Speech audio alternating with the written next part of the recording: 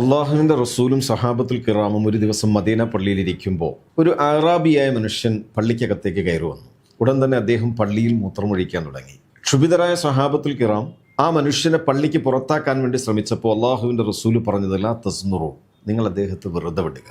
അദ്ദേഹം ആവശ്യം നിർവഹിച്ചതിന് ശേഷം അള്ളാഹുവിൻ്റെ റസൂൽ ആ സഹാബി അടുത്തേക്ക് വിളിച്ചിട്ട് പറഞ്ഞു, ഇന്നമാ ബുനിയത്തിൽ മസാജിദു ലി ദിക്രില്ല, പള്ളി പണിതത് അള്ളാഹുവിൻ്റെ ദിക്ർ ചെല്ലാൻ വേണ്ടിയാണ്, ഒരിക്കലും അതിനകത്ത് വിസർജിക്കരുത്. ഈ ഉപദേശം നൽകിയതിനു ശേഷം അദ്ദേഹത്തോട് തന്നെ ആ ഭാഗം വൃത്തിയാക്കണമെന്ന് നിർദ്ദേശിക്കാതെ അള്ളാഹുവിൻ്റെ റസൂല് ചെയ്തത് എന്താണെന്നറിയുമോ? മറ്റൊരു സഹാബിയെ വിളിച്ച് അല്പം വെള്ളം എടുത്തു കൊണ്ടുവന്ന് ആ മണലിൽ ഒഴിക്കാൻ പറഞ്ഞു.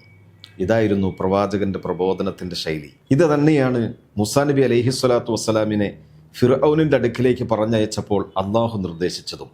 ഇദ്ഹബാ ഇലാ ഫിർഔന ഇന്നഹു തുആ, നിങ്ങൾ രണ്ടുപേരും ഫിർഔനിന്റെ അടുക്കൽ ചെന്ന് ഉപദേശിക്കണം. ഫഖൂല ലഹുമാ ഖൗലൻ ലയ്യിന, നിങ്ങൾ വളരെ സോഫ്റ്റായി ഫിർഔനിനോട് സംസാരിക്കണേ എന്ന് ദൈവമാണെന്ന് വാദിച്ച ഫിർഔനിന്റെ അടുക്കിലേക്ക് പോലും മൂസാ നബി അലൈഹിസ്സലാത്തു വസ്സലാമിനെ പറഞ്ഞു വിട്ടപ്പോൾ അള്ളാഹു നിർദ്ദേശിച്ചെങ്കിൽ നമ്മുടെ കൂട്ടത്തിലുള്ള ഒരാൾ തെറ്റ് ചെയ്യുമ്പോൾ, അയാൾക്കൊരു അബദ്ധം സംഭവിക്കുമ്പോൾ അതിൻ്റെ 4 ഇരട്ടി ഫോഴ്സിലല്ല അദ്ദേഹത്തോട് ഉപദേശിക്കേണ്ടതും അദ്ദേഹത്തെ കുറ്റപ്പെടുത്തേണ്ടതും.